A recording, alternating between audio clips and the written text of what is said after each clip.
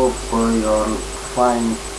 Dear students, today I'll show you how we can find out the height of a tower or an electric pole or any sort of tall base buildings and mountains, etc.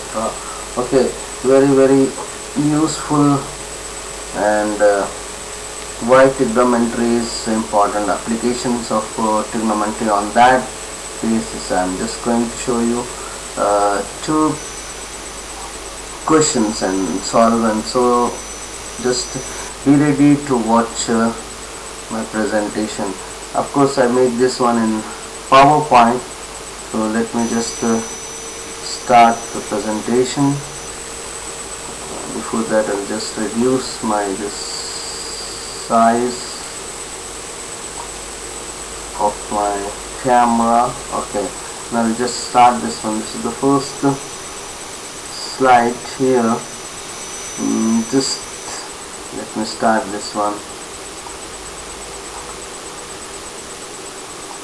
Yep. Now here why I'm just showing you just to easy to remember and easy to solve the sort of problems in mathematics. Now just I'll proceed with the second slide. First of all, you should know what is meant by angle of inclination and angle of declination, as well as this depression. Okay, so now here the definition of angle of inclination is here. Like suppose you are standing on a floor like that, and you are watching on the top here. This is the edge of an house. You can see that there is a angle form here, right? So that's called angle of inclination. And angle of declination, suppose you are looking towards down, see, it will be in the next second slide, it will be more clear, but anyhow I've just added here the angle of elevation and angle of depression here if you are looking down from top to bottom. Anyway, I'll just proceed that one. The definition is here like the upward angles of an horizontal to a line to a side from the observer to a point of interest. That's called angle of inclination. And similarly, if the angle goes downwards, it's called as angle of depression. That's the other way, actually opposite of inclination is depression. And second one is the slide. Here you can see that the guy is standing over here and is looking downward, and that's the angle of depression. And you can just consider that the angle made with a descending line of a plane with a horizontal plane is called an angle of depression or declination. Okay, now here is the first question. I told you in the beginning that I'm just trying to solve two products that I'll show you. The first one especially is easy, not that much tough, but the second one is a little bit tough, but I suggest you all to memorize the formulas in trigonometry, then only you can solve, guys. Believe me, only practice makes man perfect. There's a famous proverb, and just try to memorize daily like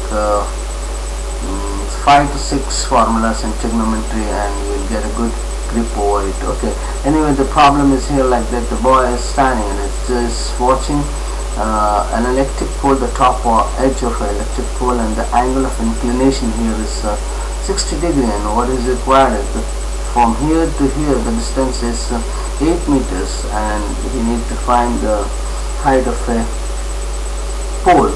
So simple. Here the angle of, we know that 60, and tan 60 we know that root 3. So just to substitute this in the formula and you get the result. So simple, boys. Say here 0 AB or OAB. I'm just taking this one as OBA or ABO. Okay, so now here left, this side is height and this side we call it as adjacent, and this is hypotenuse, right? So tan theta is opposite by adjacent, right? So just substitute, we take this variable as h and adjacent is already given, so in that case you substitute. Hence the value of h, the height, which is 8 root 3. So simple. I'll just proceed to the second question, that is little bit tough, guys. What is that? Here is angle of elevation of the top of a light you are watching from that. There are 3 boards, A, B and C.